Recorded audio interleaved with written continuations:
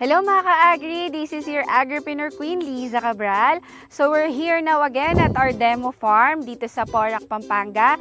And right now, ang harvest natin ngayon is yung green chili. Yan. Previously, ang tanim natin, di ba, is corn, peanuts, and also ang palaya. But right now, dahil ang demand ng green chili medyo mataas, yun yung tinanim natin. And so far so good, ang ganda ng harvest. Naku, pag nakita nyo, sobrang lalaki, sobrang tataba ng bunga.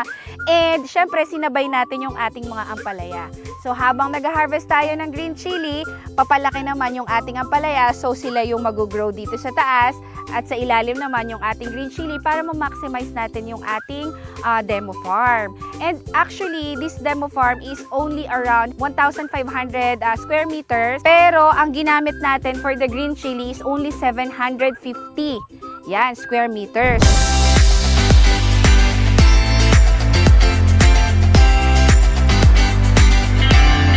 Hello mga ka-agri, this is your agripreneur queen, Liza Cabral.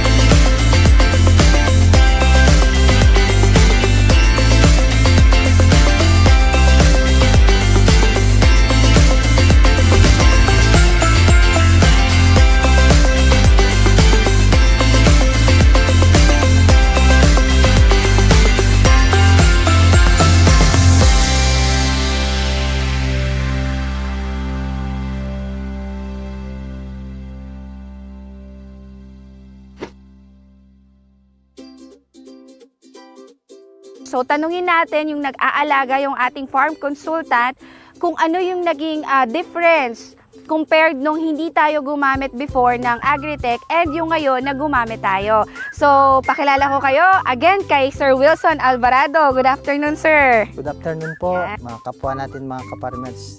Isa sa mga tinutukan natin is yung biological properties ng lupa. So, sa mga nakakaalam po, nahati po kasi sa tatlo yung ano ng lupa. Nandiyan po yung chemical, physical, at saka yung biological.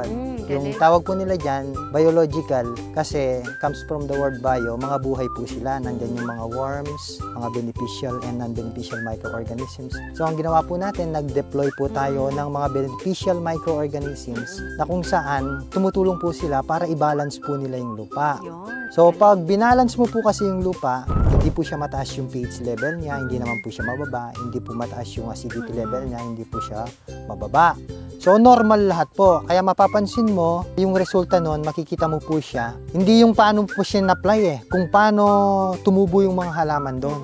Kasi kahit sabihin mo na maganda yung in-apply mo ng mga fertilizer or ano pa man yan, kung yung halaman na lumitaw, pangit, hindi po sila lumaki na maayos. It means there's something wrong sa in-apply mo. Tama. Na doon po siya mag-a-appear. Kaya naman makikita po natin, maganda po yung tubo nila. Very healthy. Dahil nga naging balance po yung lupa using beneficial microorganisms galing po sa activator and sa farm master. Isa Normally, sa mga, sir, di ba ang nagiging problema nito is fungal disease? yes. Kamusta naman po yung tanim natin? Naka-encounter ba tayo? Yung fungal disease po, kung magtatanim ka, automatic meron po yan sa lupa. So, ang titignan po natin dyan is yung magiging resistant ba yung halaman natin. Kapag nandun na siya sa lupa, meron po siyang protection. Sa pag-apply po natin ng mga beneficial microorganisms, nako-combat niya na yung mga non-beneficial na pwedeng umatake sa lupa. So, lumalaki yung halaman, may dala-dala siyang protection. Malakas siya. Kung meron man mga papasok na other non-beneficial microorganism na hindi sa lupa, sabihin na natin, comes from rain o kaya sa weather, yan. Kasi pag acid rain, nabubuo po yung mga fungal Kasi diseases. maraming factors may mga seedborne, waterborne, soilborne, and airborne. So yan yung mga factors kung bakit nagkakasakit. Yes po. So at least protected po using our technology, tama po? Yes po. How about naman, sir, yung naging protocol mo dito? This is 750 square meters from land preparation. Ano po yung naging practice mo dyan? Yung practice po natin dito, dahil nga yung isa sa mga advocacy natin is we promote organic. Organic farming. Sabi nga nila, organic begins at soil, sabi nga nila. True. Sabi nga ng mga teacher ko sa college, pag yung lupa daw hindi daw siya organic, hindi mo masasabi na organic yung mapoproduce mo. Tama. So, tayo po, naglagay po tayo ng chicken manure. Okay. Nag-basal fertilizer Fertilizer. po tayo ng complete. At naglagay din po tayo ng agricultural lime. Yun po yung mga nakakatulong for the physical properties ng lupa. Okay. At ito naman po yung makakatulong about sa biological na nagiging balance yung lupa. Yung Okay. in-apply po nating CHC Activator at Farmaster. So, ibig sabihin, sir, during the land preparation, the basal parang application is in-apply din natin yung activator together with Farmaster bago Yes, tayo ma'am. nagtanim. Yes, ma'am. And then, nabanggit mo, sir, kinover na lang natin, tama ba? Yes. For 21 days. Mm-mm. Then afterwards, nagtanim po tayo, tama ba? So, dahil nag-focus tayo sa land preparation, mas naging maganda yung establish ng microorganisms sa lupa, gumanda po yung tanim natin, tama po? Yes. Nung nagkaroon na po tayo ng tanim, ika 30 days na lang tayo nag-apply ng Farmaster. Yes po. Oh, so kumbaga, tipid tayo sa Farmaster kasi normally 10 to 15 days dapat mag-apply na tayo eh. Pero dahil in advance natin during land preparation is in-apply natin siya ika 30 days ng ating mga sili. And then, ito sir, ilang days na siya ngayon? Almost 50 days na po siya. Almost 50 days and actually kanina yung pinaka tinatawag na unang pitas or unang bunga, kung isa-sum total natin yung harvest natin nasa 100 kilos which is talagang very good for 750 square meters, okay? So yun yung good thing. And ano pa sir yung nakita mong benefits using our technology? May na-observe ka ba sa mga tanim natin bukod dun sa mahahaba at magaganda yung naging bunga? Yung mga nakita ko po, ito makakatulong ng malaki sa mga kapwa natin farmers. Is yung pong pagkapantay-pantay ng bunga ng halaman. Yun.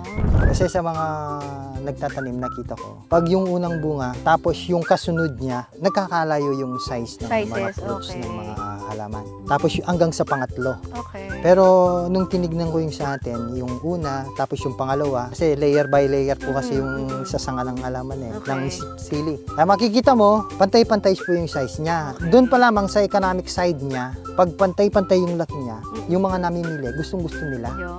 Tapos, aalukin ka nila ng mas mataas Na na presyo. Pricing, oo. So, yun naman po yung isa sa mga gusto natin. Galing. Oo. So, saan po nagsimula? Dahil nga dun sa tamang land preparation na ginawa po natin. Sir, na-observe ko, ang taas niya, no? Yes, Yung mataas po height siya. nung plants natin is higher compared dun sa normal lang na tanim natin before. Actually po, dapat yung practice ng mga farmers, 5 to 7 days nag-apply po sila ng fertilizer. Okay. Sa atin po, nag-apply tayo nung ka-30 days Ika pa 30 lang. days. Mm. So, ibig sabihin, sir, save tayo sa expenses, Yes po. sa costing ng mga kailangan i-apply. Diba? Sa labor, Fertilizer, labor cost. yun, nakaka-save po tayo ng malaki. Galing. Mm-mm. Okay. Di naman, 3 beses po yun. Kung, Sa normal nila. kung na sa normal na lang, practice. 7, 14, 28, o di sa 3 times po na Okay, natin, application. nakatipid po tayo. Galing. Tapos yung tanim po natin ito, nasa 10 tray lang na puno. Wow. Pero nakakapag-produce po siya ng nasa 100 yung first harvest niya. So, Grabe. maganda po yung result Ganda, ng ganda. Oo. paggamit po natin ng activator. Panalong panalo. So gusto ko yan. Siyempre, ito yung demo farm natin, di ba? Very successful. And how about, sir, yung ano natin? Mga dahon niya, minsan nagkakaroon ng butas-butas. Mm-mm. Pero pansin ko this time is okay naman lahat siya. Wala siya masyadong flies, tama ba? Yun din yung nagiging problem natin sa silihan. Yung mga insect na kakain sa mga halaman, hindi mo yan maaalis eh. Yun. Pero isa sa mga napansin ko, dahil nga malakas at malusog yung halaman, yung mga insekto na pwedeng umatake, dahil nga Na-peppermint. sobrang yabong ng halaman, hindi nila madaling surpass. Tamaan, Oo, okay. hindi po madaling matamaan. And then, kung nakain man nila yung dahon nila, dahil nga malakas, tama yung land preparation, mabilis po silang kakain ng mga nutrients sa lupa. Ang bilis mag-develop uli ng mga bagong dahon. Galing. So ito, sir, di ba nakapag-unang harvest tayo, until when tayo mag-harvest? How many days pa? Tatagal tong ating mga green chili. So, makakapag-harvest po tayo, yung isa sa mga target natin, Ah. hanggang 15 to 20 harvest. Pa. O, pero ang Wow, nakikita ko ang po haba. dito, pati doon po sa pruning, pinapractice natin. Yun. Meron po kasi akong nakita na kaya niyang magtagal ng up to 25 harvest. Okay, because of pruning na ginagawa natin. Yes, sa pruning po at saka yung preparation na rin. Okay. So, pansin ko pala, sir, walang masyadong damo. Yes, opo. Yeah, very minimal lang yung damo natin. And, ito yung purpose natin, sir, di ba, for ampalaya to. Opo, opo. So, ito na yung uso ngayon para ma-maximize natin yung area natin, tama? So, kailan naman po yung harvest natin ng ampalaya? Siguro po yung ampalaya natin, after 1 week lang, mag-start na po yung makakuha ng mga unang bunga niya. Last time kasi, nung nag-harvest tayo, makikita nyo, grabe, ang lalaki ng ampalaya, ang fresh, talagang lulutong. Ang sarap niya talaga nung niluto namin. So, abangan natin yung sa next naman natin is ampalaya again, mag-harvest tayo. So, sa mga ka-farmers natin dyan, yan, so talagang sobra akong na-inspire to do this agribusiness, 'di ba? Sa farming, ito na yung naging bread and butter natin. Don't forget, be more inspired, tsaka mas matuto pa tayo, 'di ba? Sa ating mga future vlogs, 'di ba? Together with our farm consultant, he's also an agriculturist. Kaya sobrang galing niya pagdating sa mga tanim, even sa animals, yan, animal science, very knowledgeable din siya. So if ever may mga questions kayo, feel free to ask po, Agripreneur Queen page. Sa mga ka-farmers natin dyan, kindly like, follow, and share our Agripreneur Queen page and YouTube channel. God bless everyone and thank you!